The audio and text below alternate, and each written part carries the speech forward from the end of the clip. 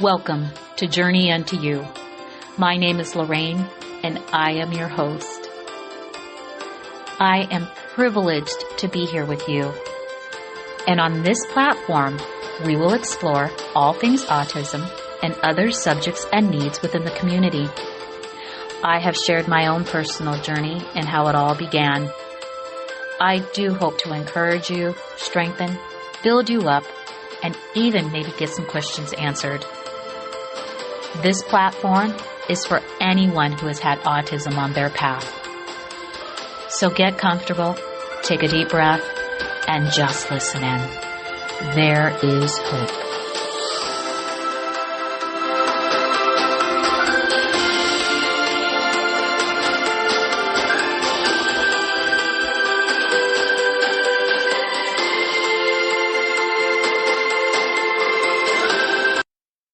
Welcome to Journey Unto You. My name is Lorraine, and I am your host.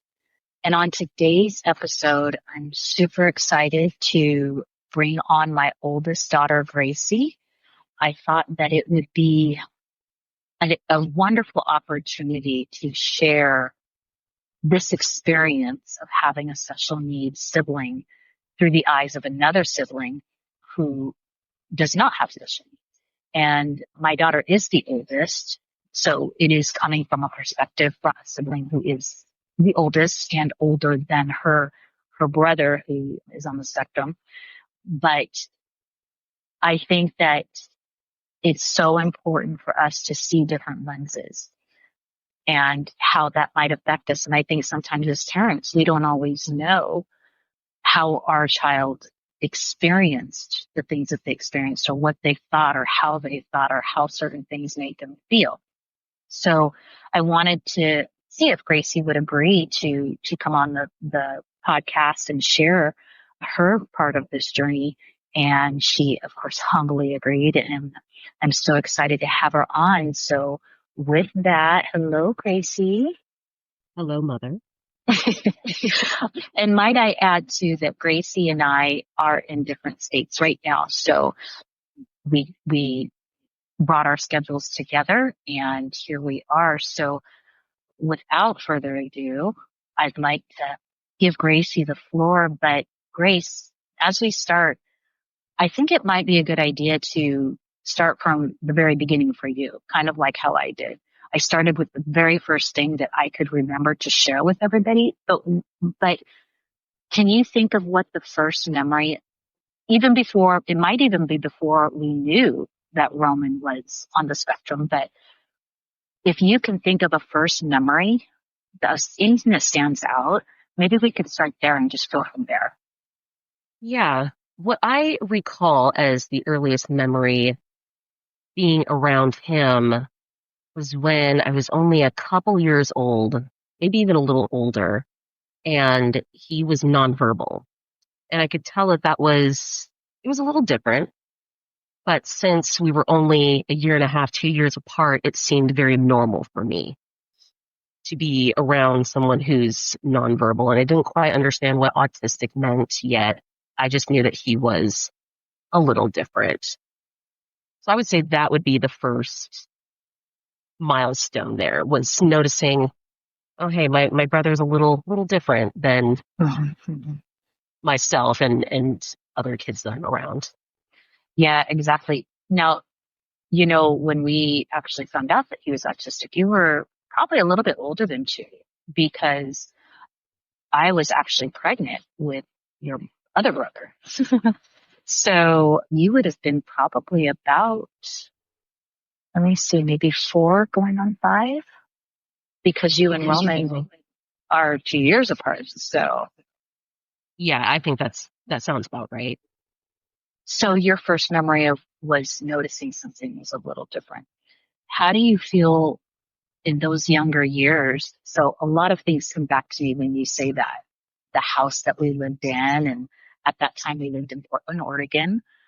What was it like playing with him and some of those really early memories playing together? I remember you guys playing together a lot in the backyard, playing pretend in the playroom.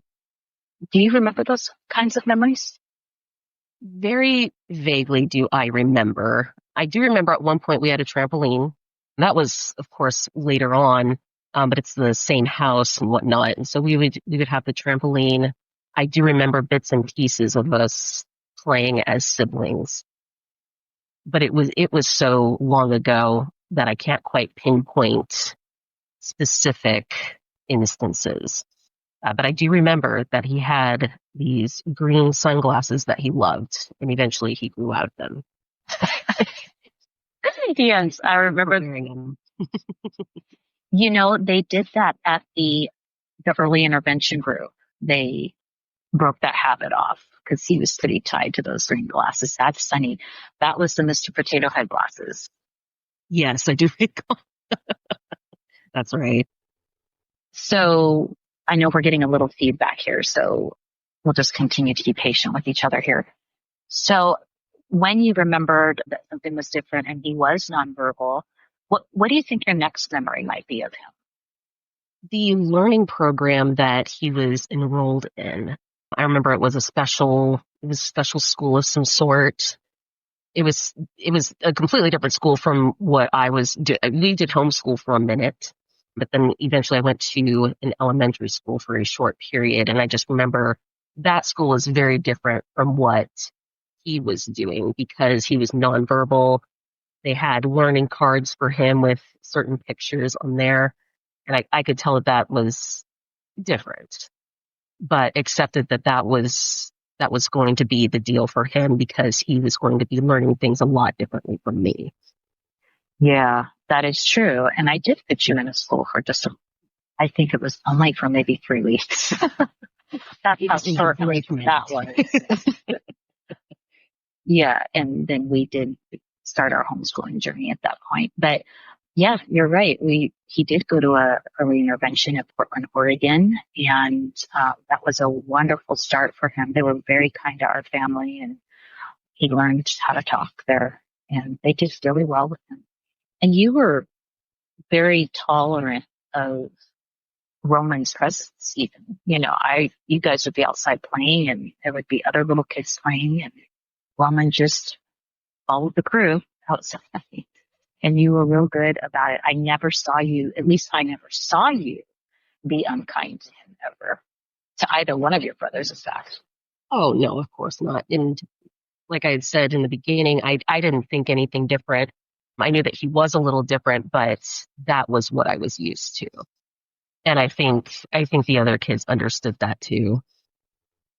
Yeah, I think so. We were really fortunate that way. We just didn't have, I can't think of any incidences where we've had problems like that. And I know that that's not the case for every family. Can you recall anything past, because we did move at one point and we outgrew that home and went to a bigger home. Do you recall anything that stood out to you as you guys got a little older? The only thing that I can really think of that stood out to me and made me wonder why he was so honed in on this was pinwheels and ceiling fans and how that's even carried over to where we are now. He still loves them. And I always thought that was an interesting memory. Having his pinwheel or watching Teletubbies, that little fan that spins, he honed in on that. Of course, that was when we were younger. That was when we were still in the littler house. As far as the later years when we moved to Tualatin, that one's a little muggy too, just because I don't think there was anything that he had done that stuck out. I do remember he was learning how to ride a bike without training wheels, and he ended up taking my bike, and we looked out the window and we saw him in the backyard just riding the bike like normal. It's like, oh, okay, he can do it. That's awesome. But we never went to the same schools, except for, I want to say maybe Durham, if I remember correctly, but I don't think so. You remember that more than me. Yeah, we've had a little interesting road with schools. I know that homeschooling was a lot for me at first when we first started, and I wasn't really very good at it. So I would try to find a different resource. And I know that you did try an elementary school out there and it wasn't a good fit for us. But then we did find a charter school that was a good fit, but your dad ended up getting promoted in Washington. His line of work. So that's when we ended up moving to Washington. Yeah, Roman, we came in at a time when there weren't a ton of resources like there are now. So we were kind of just doing the best that we can. And luckily we had a lot of supportive teachers and a lot of supportive people in our family, and Roman just kind of plugged along. Right. Yeah, He was just along for the ride.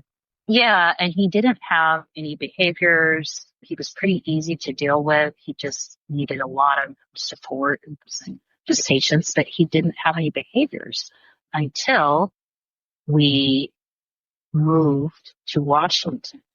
Then we started seeing some things, I'd say probably around fifth grade. Now, I know that little date, time, and history mark might be a little blurry for you, but that's when your dad and I started to see some things shift outside of the eloping that he would do because he was always looking for ceiling fans and things that would spin, but that wasn't really a maladaptive behavior. It was more like because he just didn't understand he couldn't take off and find ceiling fans.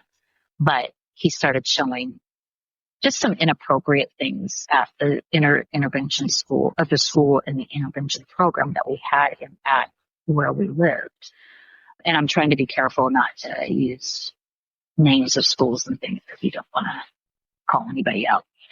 But they were very wonderful with us and understanding, but that's when I started seeing some changes. And I don't know, we did have you both in that particular school.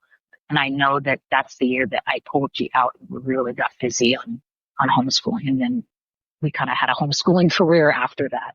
But that would have been let me see, when we moved out there, that would have been your fourth grade year, I believe. I believe so. Maybe it was third grade.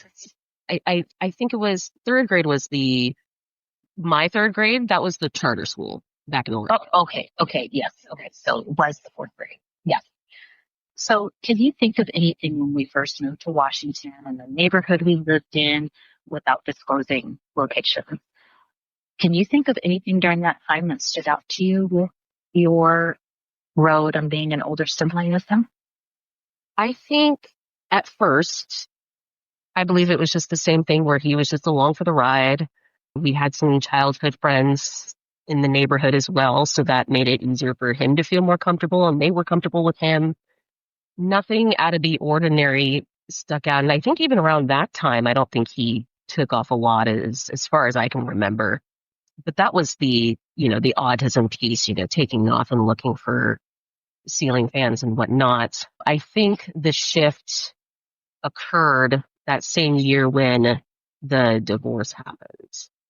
And I believe that's kind of what jump-started the other side of Roman. Yeah, I would agree with that. I was actually thinking that before you said it, because that's when I started to see some behaviors that we hadn't seen before. I mean, that were more higher level poor behaviors, I guess. Because really, prior to that, I mean, we didn't have a lot of crazy things in our house. But you three were very easy children to deal with, even with Jackson. And for those who don't know who that is my younger son, who's younger than Roman. So he's my third child, and he too is on the spectrum, but he is very high functioning. So it's kind of a different situation and not at all the same. So we're going to refrain from even discussing that, because that's a totally different. And I might even see if Gracie's gracious enough to come back on a different day and talk about that. Yeah. Well, I would ask you. Because definitely that, I know for you as a sister, probably was a little challenging too, having two brothers on the spectrum with completely different diagnoses. Oh, absolutely. It took me a little longer to get used to Jackson as opposed to Roman, because Jackson was born shortly before I turned 5 years old.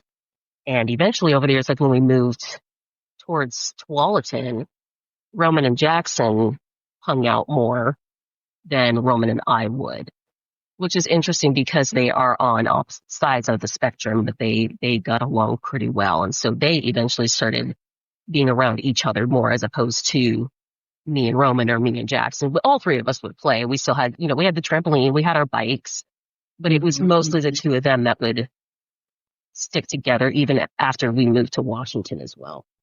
Yeah. And that is one thing. Now, it's not that I want to take credit for it because I don't, but that is definitely one of the things that your dad and I promoted together and were in very much in agreement was sibling togetherness and having you guys get along and work together. And we just got really blessed in that area. So again, it's not that I want to take credit for that, but I think the family dynamic promoted that as well. We just didn't tolerate, being unkind to each other. It's just that's not the type of home, although that does happen and it's normal.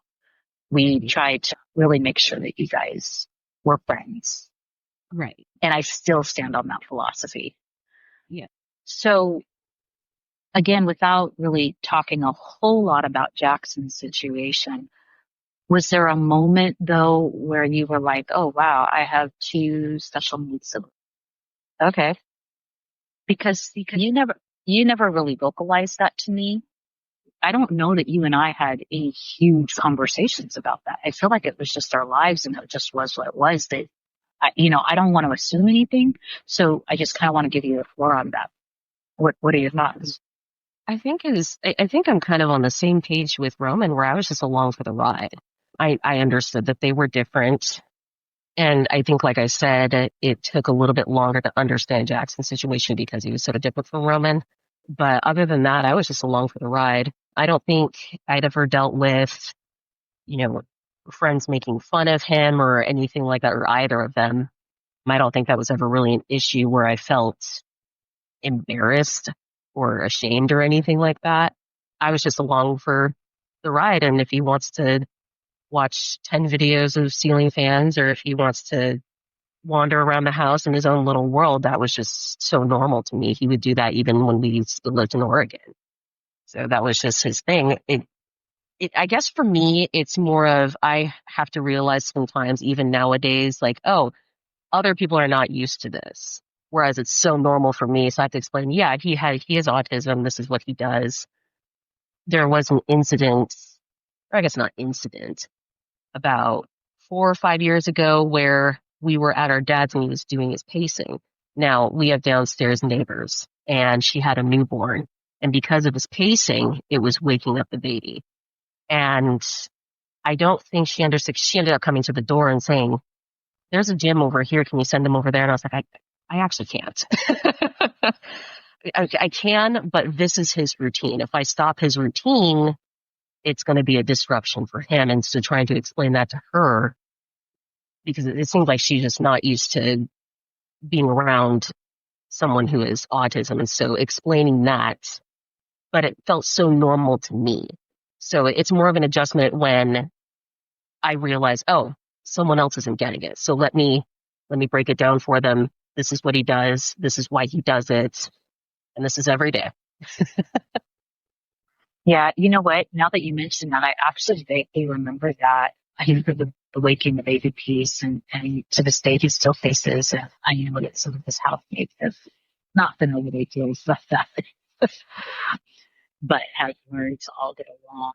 And I just have to give you big kudos for how you handled that and explaining his needs. And a lot of people don't understand autism, and that when you do break some of their cycles, I guess that's not really what we say in the autism world, but some of their stemming or their little rituals. That's another way of looking at it too. The way they cope. And for your brother, the pacing helps him to keep himself self-regulated. And that's he has to do that. That's just right. That's his jam, Yeah. And it's good for him, but probably not the best idea when you're an upstairs downstairs neighbor. Right. With a newborn, no less. Yeah. And so I understand her frustration. So moving forward, I remember that time too. We have had a lot of adventures in our family. We could probably be here for the next 3 days talking about all the different things that our family has been through and all the different moves that we've had for various different reasons. But at that time, now, when you had that experience, were you, because my mind goes to the apartment, was that the apartment by the church without naming the church? Or was it where the location is now? It's the current location. Okay. Okay. So, because we're skipping a lot of years, and that's totally okay because I know. I'm sorry. I realized that as soon as I jumped ahead. well, no, I was going to say that's totally fine because that's just what your path was. I mean, like you said, it just was a part of life. Your brothers were just a part of what we were doing. There was nothing really. For all intents and purposes, we were a very quiet family. We didn't have a lot of things going on until a lot later. And then it got like, it was kind of the calm before the storm, as people say. But I do remember the location by the church that you and Roman actually got baptized together. Do you recall that? Do you remember that at all? I remember, is it the church that I had graduated from? No, no, no, no. The youth groups that you were pretty involved in Vancouver. I don't recall getting baptized there. Oh, that's funny. Okay. Well, that's fine. I just sorry. Totally fine if you do not recall that. Yeah, that was pretty cool to see you guys get baptized together. You were pretty young at that point still. I mean, it was your own personal choice, but you were still pretty young. But You mentioned moving, Vancouver. I was like, oh, okay. Yeah, that was way back. And I do not remember that. yeah, it was at the church that was across from where your dad lived at that time. Mm-hmm.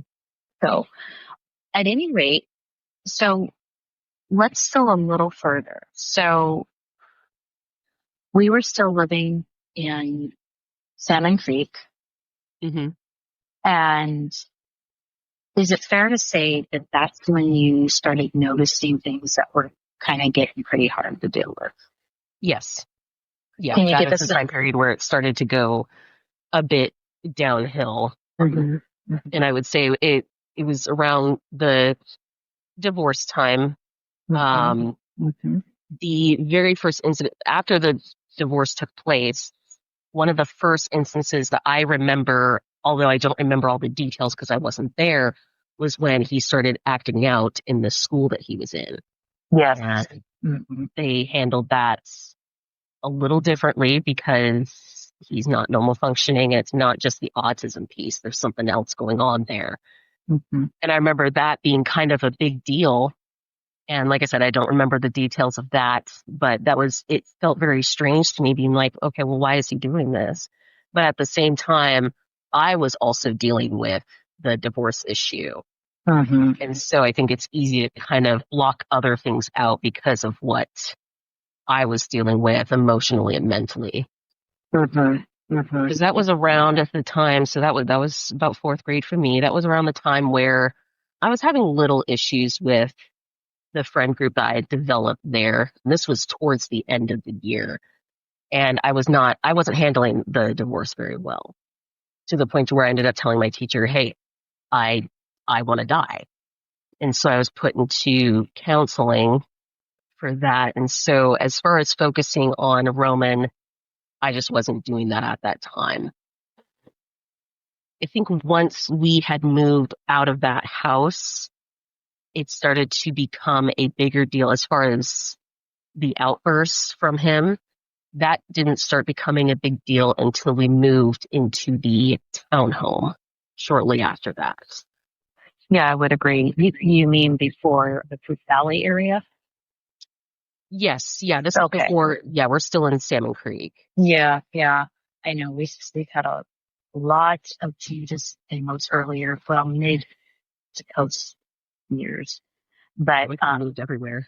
Yeah, there was a lot going on. Well, and I think some of that too, we had to make some changes as the family grew and then job changes Mhm. and those types of things. So there were other reasons too. Right.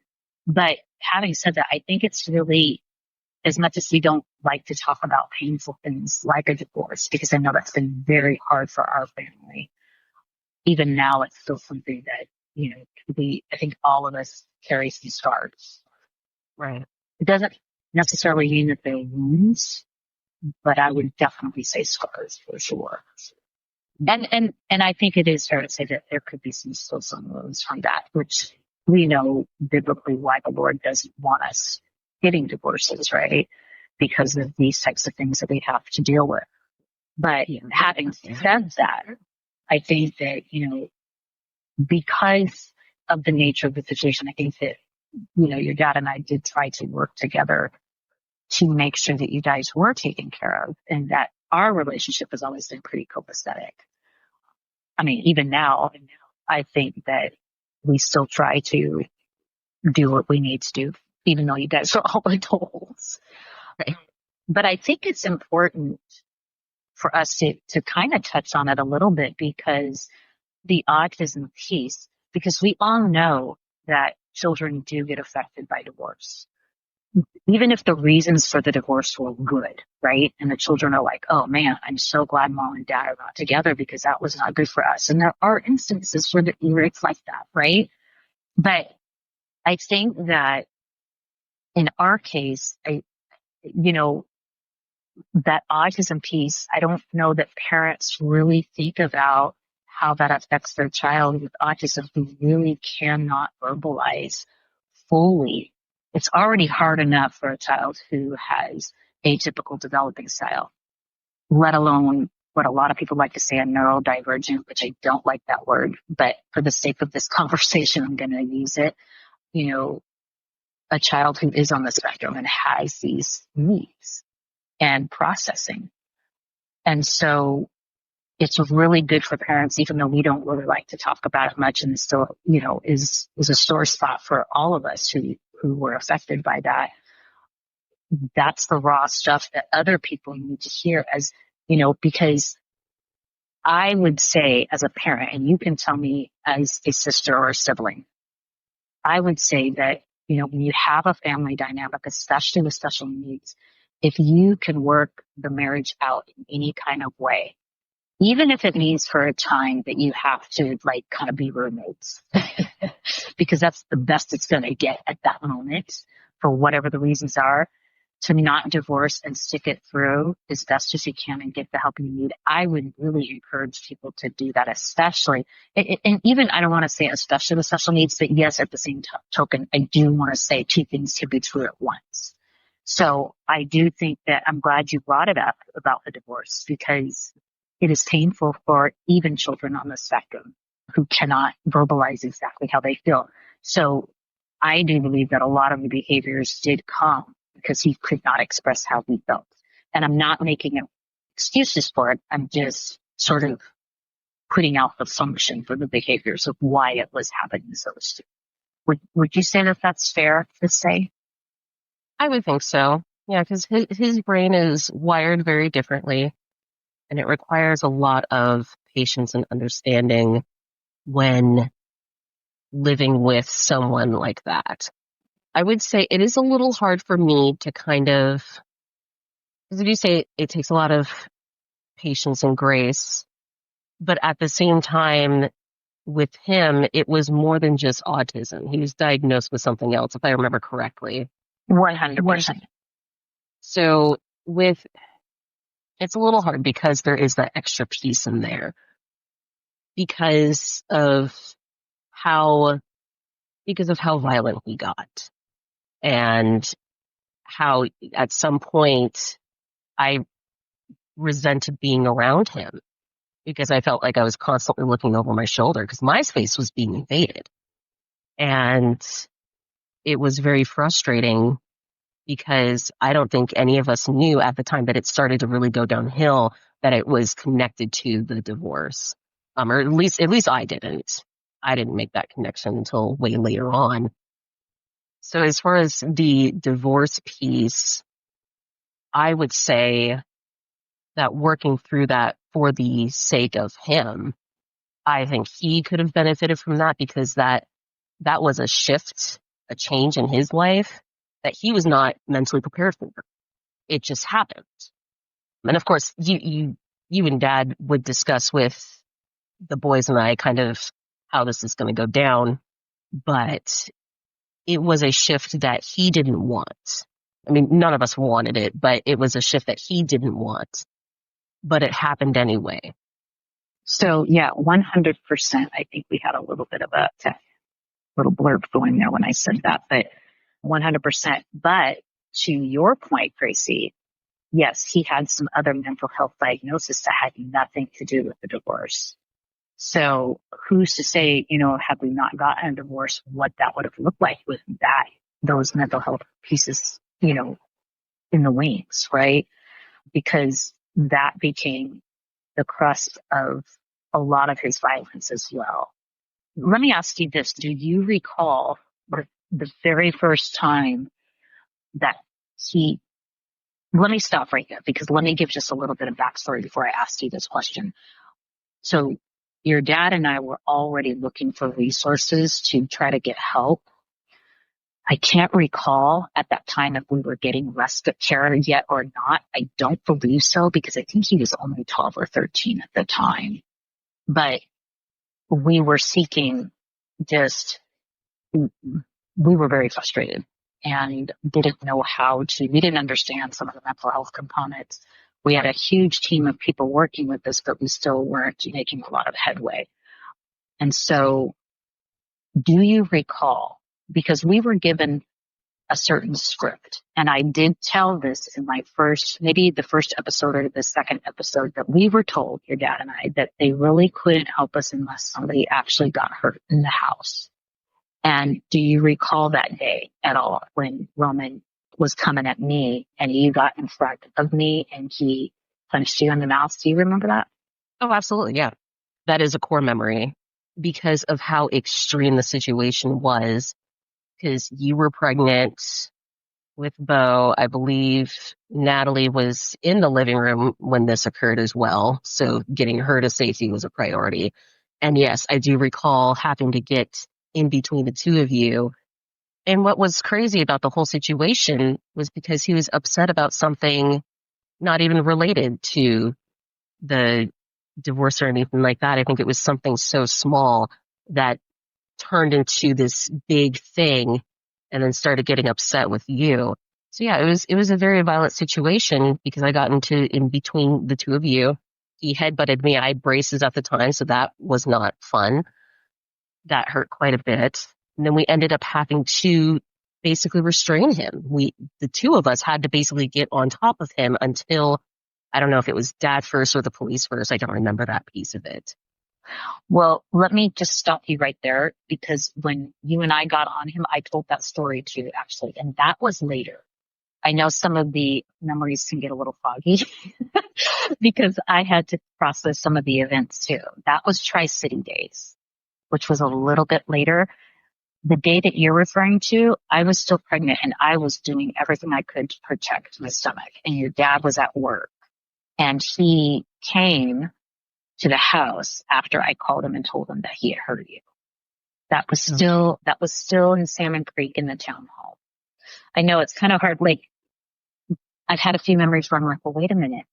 What happened? But yes, you and I did sit on him and I did tell that story. And I can't remember if it was in the third or the second episode, but I did say, when you're living this life, I know it sounds kind of funny to tell people, yeah, I sat on somebody just to calm them down. I mean, it's funny when you think about it, but for us, it was like we had no other choice.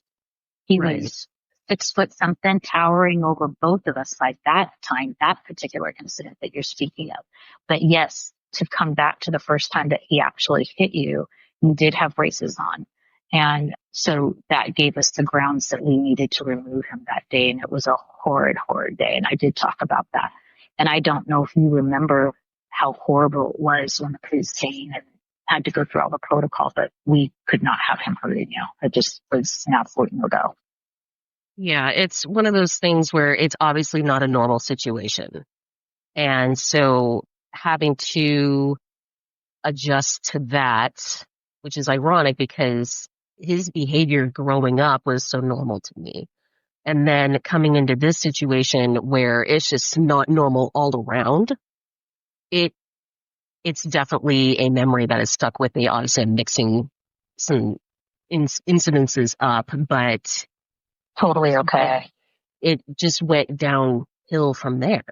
But it was not a normal situation for anybody. Nobody was prepared for this.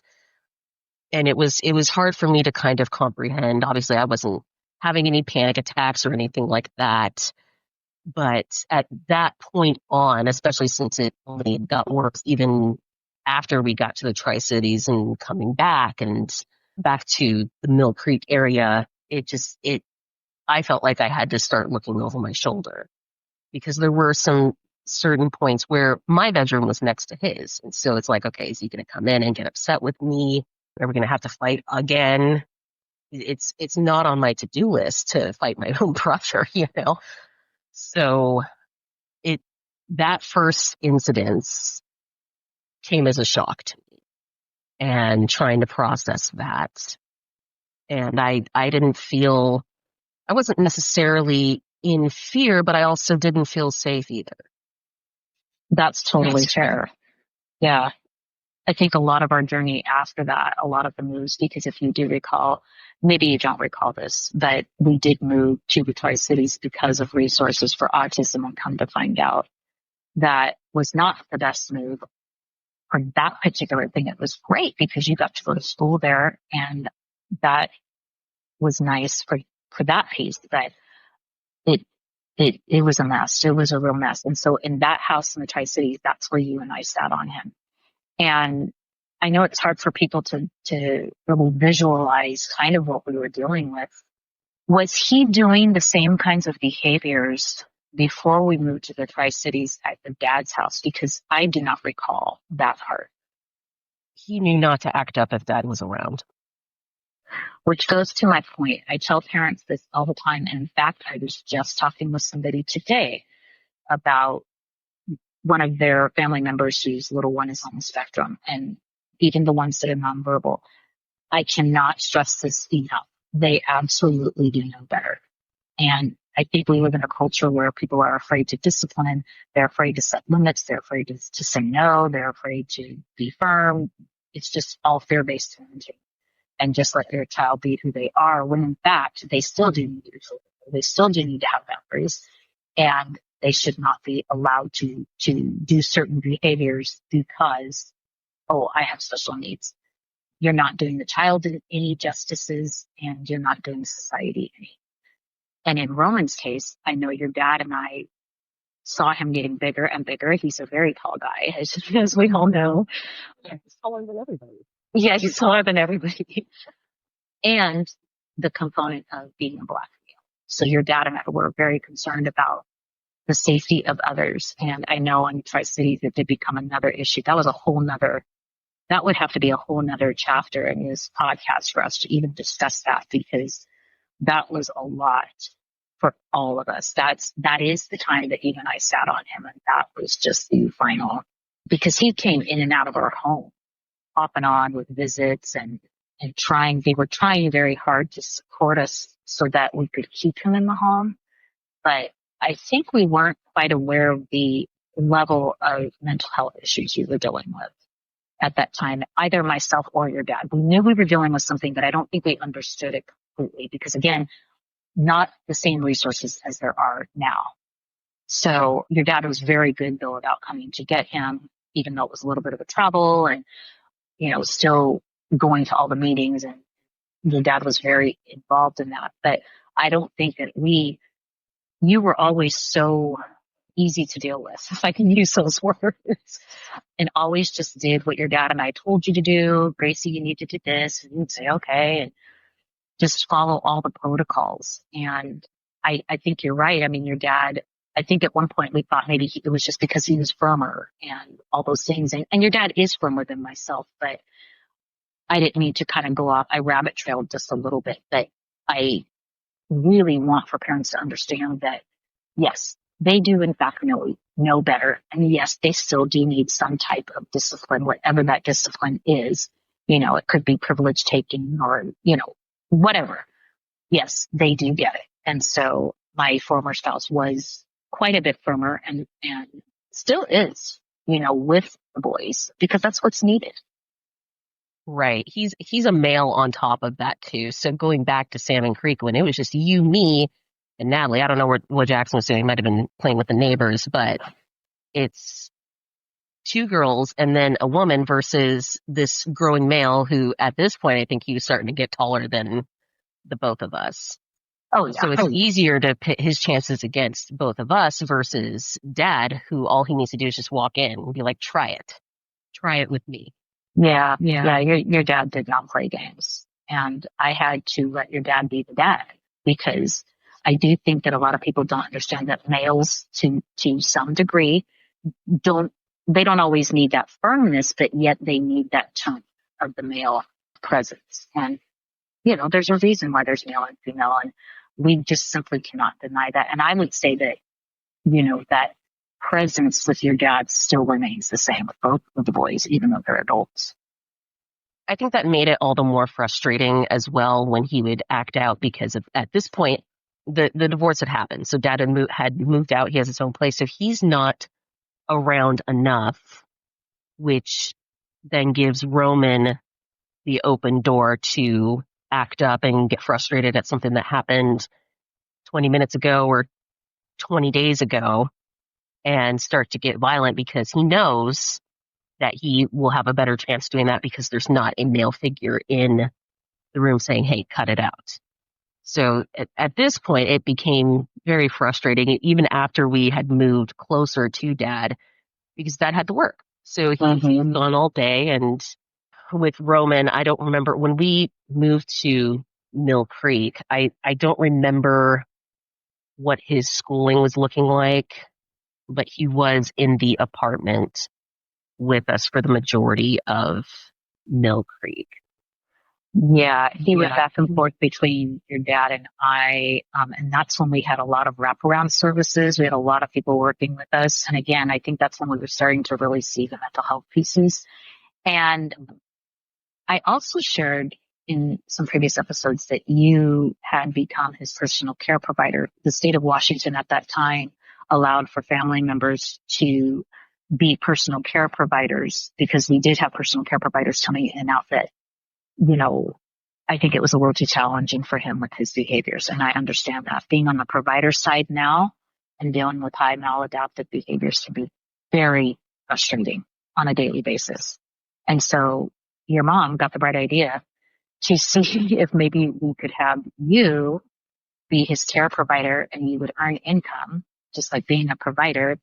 And then at that time, I think he started going to school again, or maybe we were finishing up or getting started with college. I can't remember. A little bit blurs together for me, but I think I was starting it. Okay. It was part-time. Yeah, because there was a time, well, prior to that too, I do recall that, Roman was out of the house in special care for quite some time. And I remember that being a more peaceful time for all of us. And we were able to kind of think about some other things. And yet at the same time, I didn't understand, totally how things that affected you. You were always such a trooper with everything going on. And we can miss, as parents, we can miss those signs that although our child might appear to be being a trooper, because I did have you guys do the divorce care, if you remember that. Do you remember that? Going to that? Yeah. Yeah.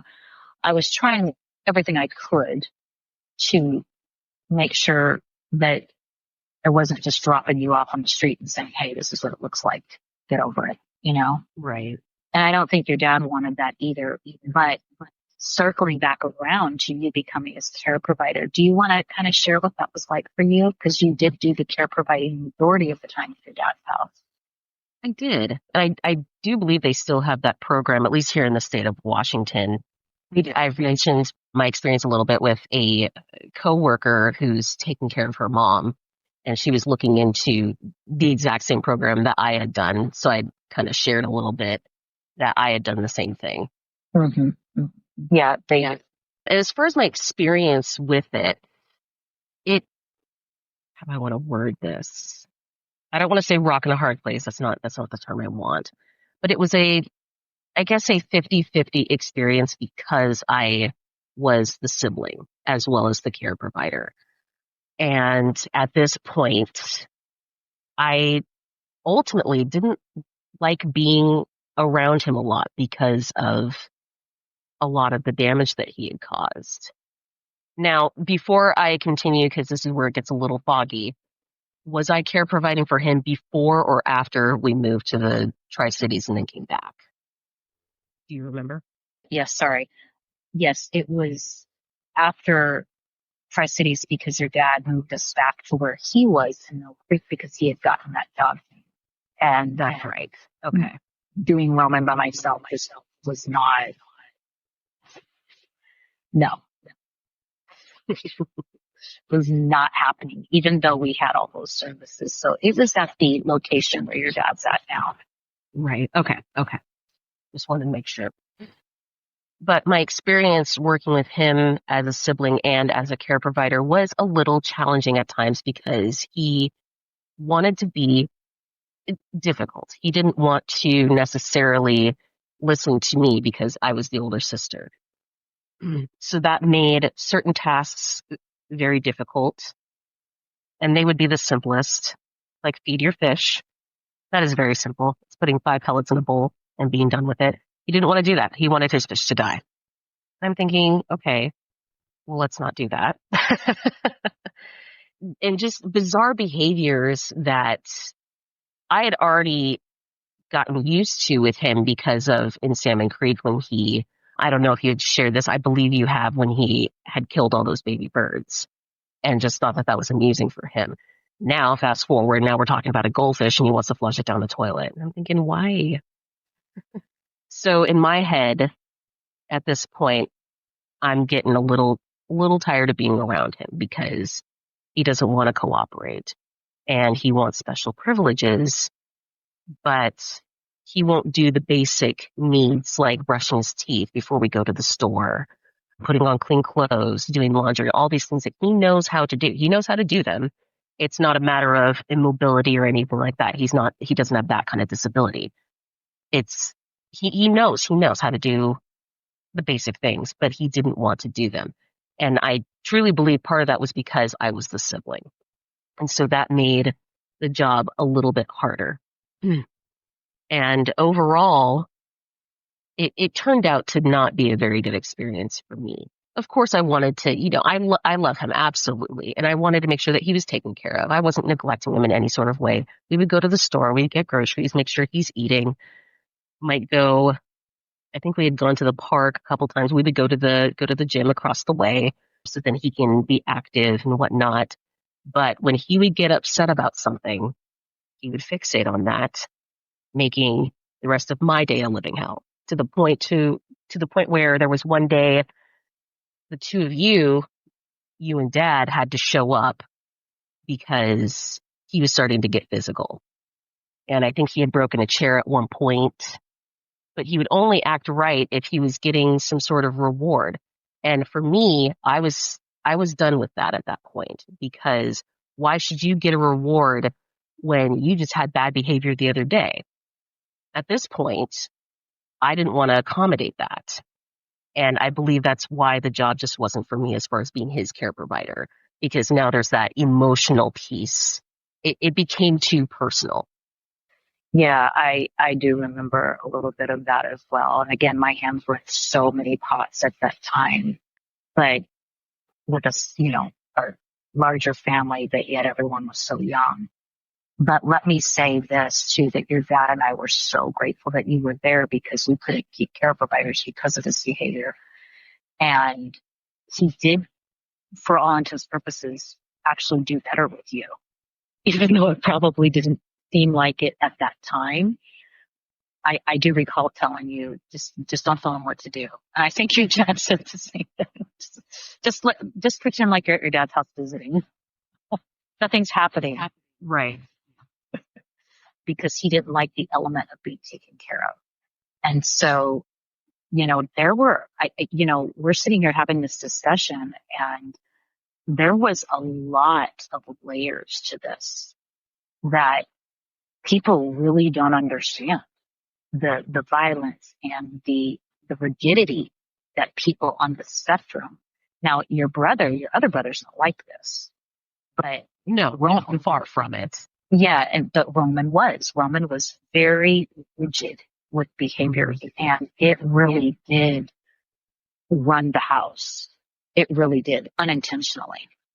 And, although we did give consequences and we did discipline, we couldn't change that mental health piece, that mental component that wasn't the autism. And I think that is where we really started getting heavily into that right at that point when you entered into college. And then I think I took over the care providing for him. We were getting respite care services by that point, and just starting to get a lot more because he was turning into an adult too. So we were able to get more services as well. Right. Yeah. To aid in our family. I remember, I don't know if you remember this, that there were some services that gave us like family days where they paid for us to just take a break and just have a good time together without the presence of all that. Do you remember that? I vaguely do. Yes. Oh man, it didn't make the impression on me that I thought. Oh, that's funny. But so speeding forward during your college years, Roman, by that time, he was in and out of our home, and a lot of people don't know that. I mean, this is what Gracie's talking about. I mean, we cannot cover in an hour. We just simply can't do it. It just, for her as a sibling, it was a lot.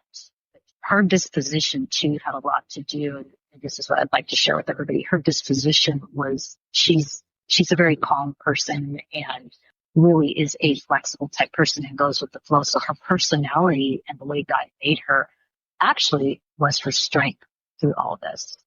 And even though some of her needs didn't get met, there were pieces where her dad and I did drop the ball.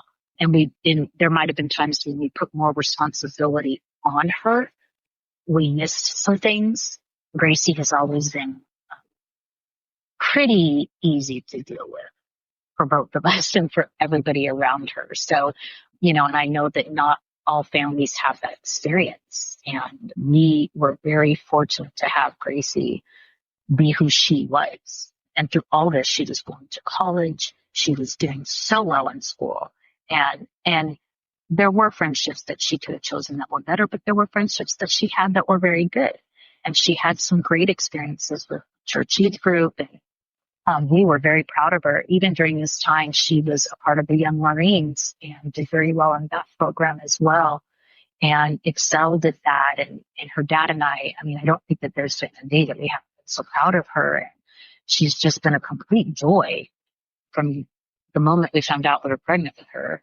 And so, a lot of this was her personality, but it still did not change the fact that, she wanted to help, but she didn't feel safe either. And we were still on the struggle bus with Roman at that time. We didn't know how to keep everybody safe, which ultimately I've shared my story that we did have to remove them from the home because we couldn't keep the girls safe. And I did specifically share that, Gracie, and I don't know if you recall, because I've shared three different podcasts, but I did share that it was really due to the fact that we couldn't keep you and Natalie safe.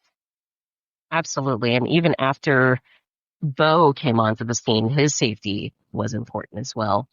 And I was in agreement with you earlier when you had mentioned the Tri-Cities was a whole nother thing. It should be a whole nother episode in of itself because that's when things really started to blow up and tie into why I was starting to become more and more done with Roman because there was no safety and there was constantly trying to, needing to look over my shoulder, wondering what is he going to do next? Is he going to be mad because I wouldn't let him play one of my video games that wasn't appropriate for him 5 years ago? Or if there was something that I said that upset him 10 years ago, I was having a lot of anxiety behind all of that. Yeah, absolutely. I wanted it to just be done.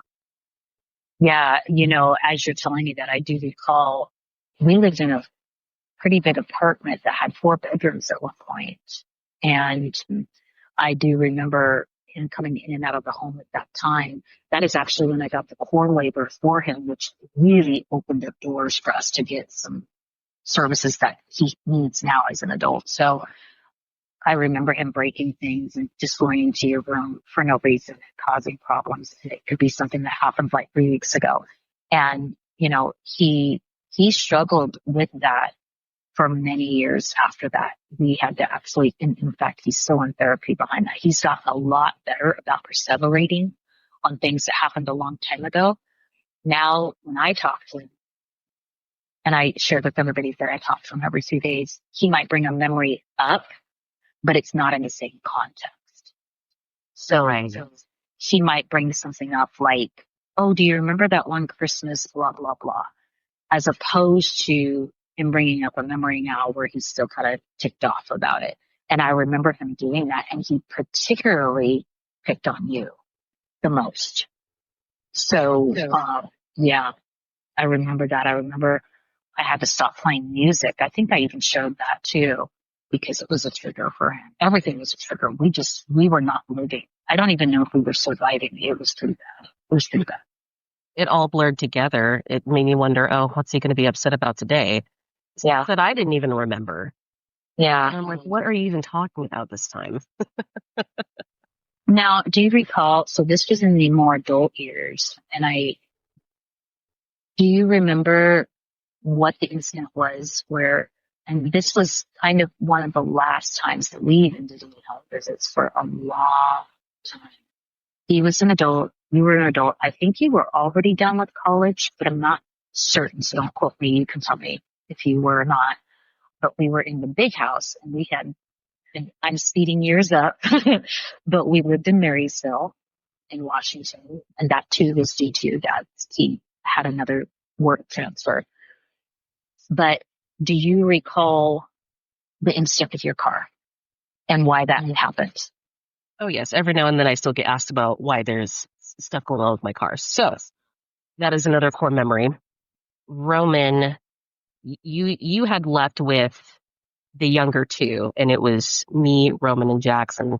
Jackson was doing his own thing. He was minding his own business. And I think you told me to just stick around with Roman, and you were going to be gone for maybe half hour. So this all happened within a half-hour period where Roman, he'd come to me and he asked if he could use my straightener. I have my own personal bathroom at this point when we lived in the big house. And I had told him no, he can't use my straightener. So a few minutes later, I had gone downstairs to my bathroom and saw him in there trying to use my straightener anyway. And I got upset with him saying, please get out of my bathroom. I told you no, you're not going to use my straightener. And that's when he started to get upset with me. Fast forward about like 5 minutes later, he and I are still arguing about this, and he goes into the kitchen and grabs one of the kitchen knives, and starts to charge at me with it to where, at this point, fight or flight. So I ran. Now Jackson gets involved and starts arguing with Roman. Roman stops pursuing me. And at this point, I do believe the cops were called. I think I called you first and you said call the police or vice versa. And again, this was within a 30-minute period. So Jackson now is in the living room with us, trying to get in between me and Roman's chilled out, quote unquote. So the police show up, and then later, or no, let's back up. I'm sorry. I'm jumping things up here. Before the police show up, he wants to go for a walk to cool off. So I said, go for it. Little did I know, while he was outside, he had taken a rock and chucked it at my car and there's a scratch mark on the window still, and there's a dent on the side, which greatly upset me because of what happens the next day, but I'll get to that in a second. So he damaged my car. Now, it wasn't damaged where I needed to take it to the shop. I could have gotten it fixed, and I think I would have gotten reimbursed for it or something like that, or I'd still have to pay out of pocket for something. I think you and I had discussed that a little bit. But at this point, I was very much done with him because now he's damaging property that's going to be a lot more expensive to replace. And that let me know I can't take my eyes off this guy because if he gets upset, he's going to do whatever he wants. He's taller than me. He's taller than Jackson. And, he's a bigger guy. So getting into hand to hand with him, it's like, I'm not going to go down without a fight, but it's going to be a little rough. He's a big guy, and then now we're talking about chucking rocks at my car. That's not okay. And I was just fuming at this point. Obviously I was still concerned for my safety, but I was also just very much done. And there's only so much I can do without getting in trouble myself because now I'm an adult. Whereas way back, I was still a minor. So as far as self-defense goes, there's not going to be a whole lot of repercussions in that way, if that makes sense.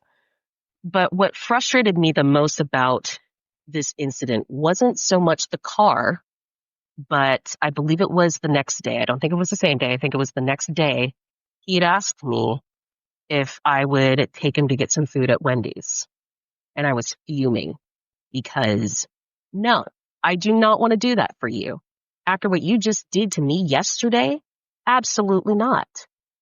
And, I had talked to you about it, you and Dad, and both of you had said at different times, like, it's justified, but that could also cause another issue, telling him no.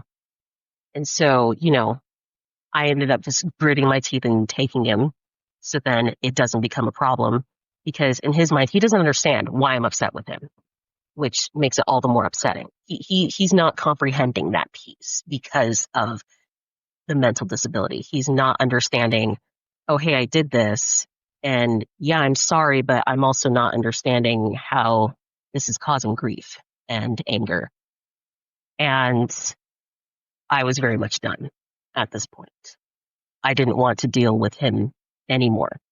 I love him, but I don't like him at this point. And so that incident was very rough on me mentally because it's like I have to be the bigger person for the sake of peace in the home because they'll probably bring this up 5 years from now saying, hey, why didn't you take me to Wendy's that day?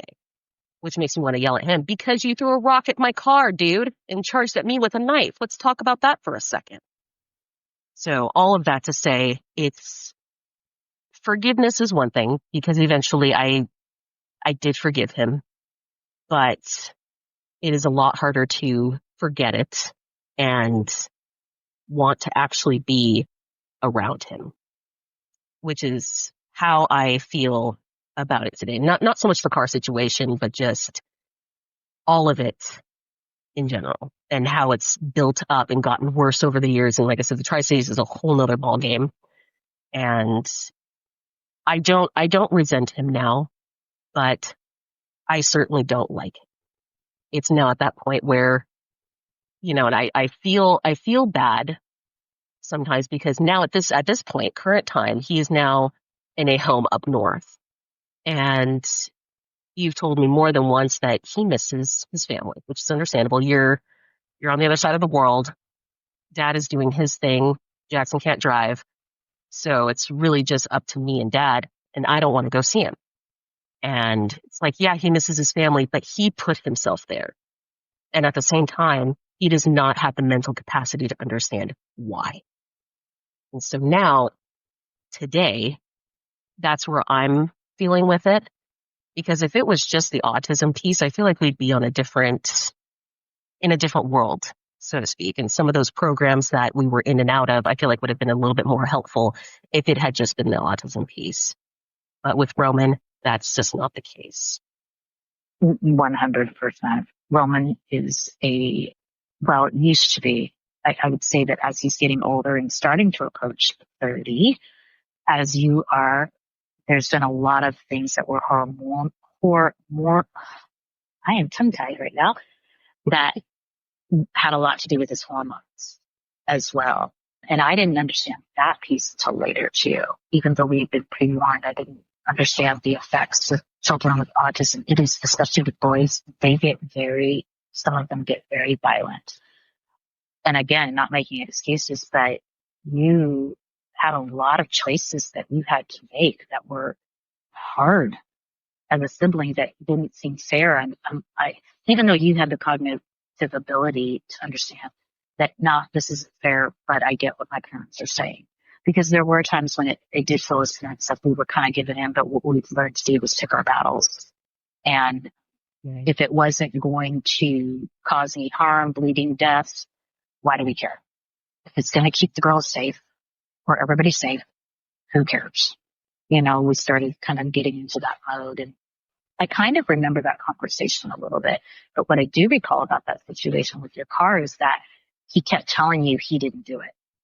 And we didn't find out. It seemed like maybe for a couple of weeks or so that he actually did in fact do it. And he was already, I think, back at his respite house by then, because he had been placed in supported living by this time. But I had seen him on the security cameras throughout that we had in the house. Do you remember that?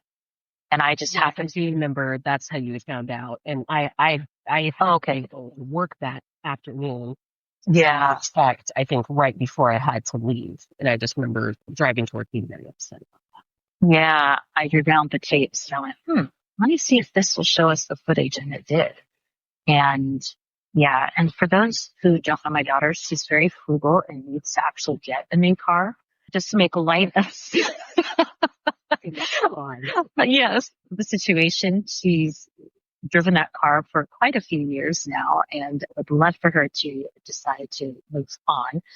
But needless to say, yeah, that's the level that we're on. He pulled knives on us more than once. And those became very scary moments. My children, Gracie, Roman, and Natalie, Bo has absolutely no memories of anything, but they all do. And it really impacted them. It's so important for parents to understand this. I see this all the time in ABA therapy. Children kind of becoming punching bags and having to give a lot up of themselves. I've actually seen parents literally shame children for not giving in to the child who's really at the end of the day being bullied. And autism and mental health issues are no excuse to be bullies and run other people's lives. It's still not an excuse. It is the function, but it's not an excuse. And so, where Gracie stands today is fair. And her dad and I both know that we know that she loves her brother without even saying it. But it is 2000% fair to say, but I don't like him and his choices. But I can firmly say as a mom that I have appreciated every choice that she has made to support her family, to support the hard decisions. Because really, at the end of the day, we were all in it together, whether there was a divorce or not. We all took the brunt of something, suffered poorly. It sucked. I mean, if I can use that word, that's probably not a very appropriate word, but it did. It sucked. And we had an extreme case. And so we had to make extreme decisions. So Gracie had to make a lot of decisions that she kind of had to lay herself down sometimes. But again, I want to really stress that some of this was her personality. And she was excelling and doing so well in so many other areas. And she went through college and got her degree. And she came out of college with no school debt because she paid her way through school and work. We helped her out with her car. So she had no car payments. And she's just done very, very well on a lot of levels. And so that's the piece where I tell people that although, you go through these things, there's always hope. It doesn't mean that your other children involved with your child with autism are, not going to do well, or they're just going to crash out. And I think the younger people say crash out, but they do. That's just what came to my mind, but it's a real thing. And it's so important. I recall, I feel like I know for sure with Jackson and Natalie, I feel like I might have had you guys do sibling shops. Do you remember that?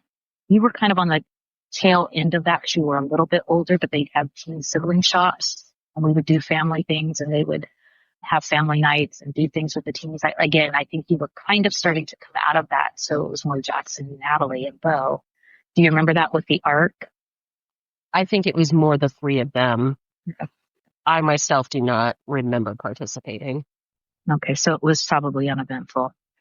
That's another one I thought you had. Didn't make a whole lot of impact on Gracie's life, but that's totally okay.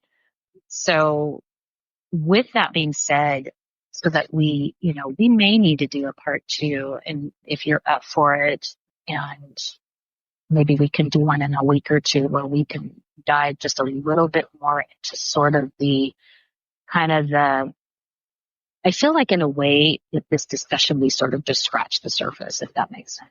Because I would really like for other siblings to really hear kind of how you coped, how you weren't coping, and those types of things. And that doesn't necessarily mean you have to have as long as a podcast next time, but I would really like to touch on that part, that specific mental health piece for you and your journey, and just kind of in a way taking your siblings out of it and just focus solely on the sibling piece with you and how that, impacted you as an older sister with younger siblings with needs.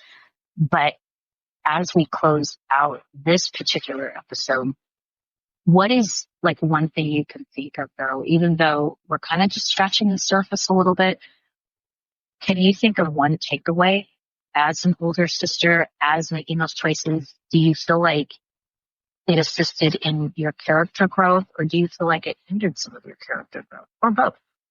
I think one thing that I can definitely take away from that I will use until the end of time is understanding patience and grace that we need to have towards someone who's on the spectrum or some sort of mental disability where other people might look and be like, oh, they seem weird, they seem kind of off. And I'm looking and like, oh, that's probably because they're on the spectrum of some sort. And then come to find out later, oh yeah, they are. There have been quite a few jobs now that I've had where there's at least one or two people who are on the spectrum. And so you have to kind of adjust a little bit. I mean, there's still people at the end of the day, but there's going to be some cognitive pieces where you kind of have to work around. Whereas if I'm talking to you or someone else who's not on the spectrum, it would just be simple. Hey, just do A, B, and C. And common sense should take care of the rest. Whereas with someone with autism, if you break apart certain aspects, instructions, like at a job, for an example, if you break it apart a certain way to where they can understand and talk about a method that they could use to make it more efficient and effective that makes sense to them, then that'll really go a long way. And I think that's what I've learned that from both Roman and Jackson because they're on opposite sides. And so I've seen the best and worst of both. And so I'm able to kind of use that when approaching situations with other people who are on the spectrum. And work is an excellent example of that. I think every job that I've had within the past 5 years, there's been someone on the spectrum where I'm like, okay, let's dial it back a little bit and have some patience with them. Yeah, I actually recall, I won't use the employee's name, but I remember you calling me about a specific employee in your earlier years when you first started working for the particular company at that time. And I had to sort of walk you through or explain what happened. And I know it was really frustrating for you, but it seemed like after the end of our conversation, and I think we had more than two conversations about this particular employee where you really began to see, okay, yeah, this makes sense why this is going on. And what you just explained about breaking things down in ABA world, we call that task analysis, where you break down several steps of something into several steps. It's like, brushing your teeth. Well, there's steps to that, but for someone on the spectrum, you have to break that down even more so, because just even standing in front of a toothbrush can be a thing. And so you learned a skill that is very difficult for a lot of people to learn without the sibling training that I think families are in such need of, but everyone's tired and wiped out. So there isn't enough mental health care and providing to go around for families like this because autism has boomed, unfortunately, it skyrocketed since your brother was diagnosed, and there was hardly any cases at all, very little. I mean, it was a thing, but it wasn't a thing like it is now. So Gracie had mentioned too, and I wanted to make this point, that she had mentioned that her brother was upset about the flat iron. We went through a phase with Ronan where she wanted to have long hair and flat iron. And it just, at that time in our lives, we just felt like that was not appropriate. And there were other things that led to that. And just his dad and I just made a decision that that was not something that we were going to be allowing. So he wanted to use her flat iron.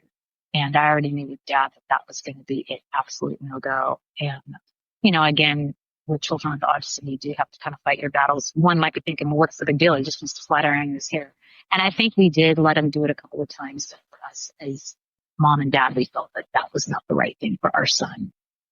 So having said all that, I just kind of wanted to give some backstory about that, Gracie, because if somebody's listening, they'd be like, well, they might seem mad about the flat iron. Yeah, once I said that, I was like, oh, right, I'm not just talking to mom. No, it's totally okay. But I want to thank you so much. I really do feel led to do a part two with you. And again, it won't need to be as long as this one was, but I did not want to rush this. This is probably the longest podcast I've ever done, but I didn't want to rush it. And it is a complex thing that I think in some groups, they want to normalize it. And I kind of want to leave you with that, Gracie, so that when we come back, we can talk about that as a sister and everything that you went through, this whole new theory about normalizing. This is a real thing right now. And in fact, I had a parent on Facebook get really nasty about it about 2 months ago, about normalizing autism. Like she was against normalizing it? No, she thinks that we should. In other words, we can talk more about it when we come off the air, but it's more about like, you know, they're just normal people like you and me and all the things. And yes, they do process differently. And yes, it's a fact. Autistic people do get married. They do hold jobs. These are very high functioning people. And I think that that is one misnomer. You know, yes, people on the spectrum do process differently and they are just like us, but that's not the normalizing we're talking about. It's sort of just making it seem like it's just almost like it's another species that we just need to accept them. Does that make sense? I mean, I'm sort of simplifying it. Yeah. It makes sense. So I would love to get your take on that when you've had more time to think about it. Yeah. We're getting some feedback. If you wouldn't mind turning your mute on, but just for a quick second, hon. So when we come back for a part two of what I have called this podcast, Gracie's Choice, I think it's fitting not to be confused with the movie, but talking about your thoughts as a sibling and almost in a lot of ways being a pioneer sibling. I would go so far as to say that because a lot of siblings have, you know, are just now coming into what you went through and now you're coming out of, and the afterthoughts and the after feelings. And, you know, just, I want to dive a little deeper in that into kind of, I guess, the emotions of it and the ups and the downs of it. So I feel like today we set a really good stage for kind of what went on and the severity of the things that went on, and pick your brain a little bit on what your thoughts are about normalizing it. And if you agree or disagree about that, and also the term neurodivergent, and get your thoughts on that too. I think that would be great for other people to hear that from you. But I want to thank you so much for taking the time, for being vulnerable, for being transparent, and for all the hard work that you have done for your dad and I, and not just for your brother, but for your other siblings, and all the accomplishments that you've had in your whole almost 30 years of life. And I just want to pray that you focus on all the good things that you've done too, because you've done a lot of amazing things that have, I mean, through the younger years, there was so much. I used to tell everybody, you were my right hand. There was so much I couldn't have done without you, and for the kind of person you were, the heart that you had, and you didn't fuss at me, you were not a complainer. You really just were very pro family and kind of just did it naturally. And we were kind of a little bit of a superwoman. So I just want to really honor you in being a sibling of two, not just one, but two special needs children. And quite frankly, having a sister with a seizure disorder as well, and that's a whole nother podcast too. That has nothing to do with autism, that, you've really been, and I want you to receive that, and not out of pride, but just because God made you who you are, and He equipped you to be exactly in the right time and the right space for such a time as this. And He made you the type of personality where I don't know how many, siblings could have endured this and everything that we've gone through and still come out with a bachelor's degree and no debt, all the things. So, and I know there's other aspects of your life that you're still working on, but, let's put a pin in it and come back to this. What are your thoughts? Yes, I will come back. Yeah, I have no problems doing that. Yeah, explaining my experience, I think that's important. So then others who have siblings who are on the spectrum can have some sort of encouragement on how to proceed with it, and how you can use that to your every day to day, working around other people who are also on the spectrum, and also diving into that neurodivergent stuff as well. Yes, I'm interested in returning. That's great. All right, Gracie, thank you so much, hon. And as I always end every podcast with, you are loved, you are valued, and you are treasured. And as we as parents go on this path, no matter what piece of it you are in, there is always hope. Have a wonderful rest of your afternoon.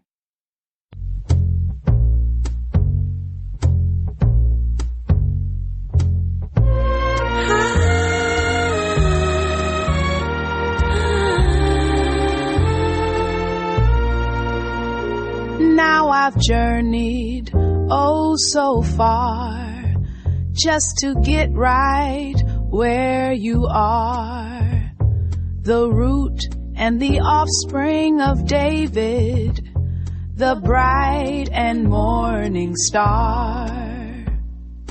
Though this cold road which I walked taught me to run to you, and you found me 'cause I was lost, but journeyed unto you.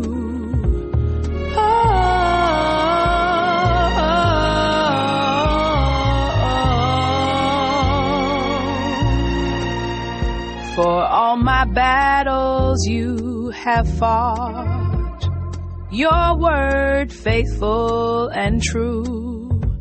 When it was comfort that I sought, my peace you did renew. Most of this cold road I walked, I was carried by you. Guide our talk and hearts and thoughts as we journey unto you.